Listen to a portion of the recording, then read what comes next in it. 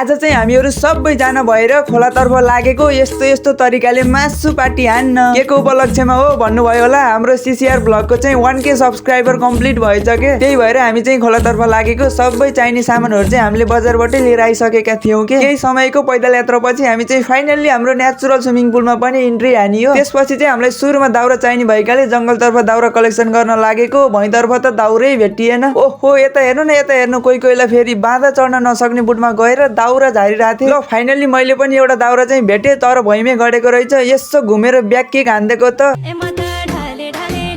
दाउरा चाहिँ हामीले धेरै नै खोजेछ। फाइनल कलेक्सन चाहिँ यति रह्यो। त्यसपछि झ्यापझुप आगो सल्काएर झ्यापझुप मासुमा मरमसालाहरू एड गरेर म्यारिनेट गर्न लागियो। त्यसपछि टमाटरलाई चटनीको लागि ऐनामा पोलेर मारी रूपमा थिचेर त्यसको चटनी पनि रेडी बनाइहालियो। अनि यता मासुलाई तिरमा झ्याम्की झ्याम उनेर ऐनामा पोल्न लागियो। झन् मासुलाई रातो बनाएर खानी सोच्थ्यो। यता केटाहरूको गफमा लागेको त मासु त कालो पो भएछ। केही छैन, त्यही भयो नि खाइदिनु पर्यो भनेर चटनीसँग डोबेर खाइदिएको। खाँदा त क्या स्वादको आइरहेको थियो। सबैजनाले मस्त रूपमा खाइयो। त्यसपछि भाँडासाँडा चम्काएर आगो सागो निभाउन लागियो। अनि लास्टमा रहेको दाउरा चाहिँ सबैलाई एक कुन्टा वितरण गरेर हामी चाहिँ घरतर्फ लागियो। सो आजको लागि यति नै। हस्त हजुरको पल शुभ रहोस्। जय नेपाल।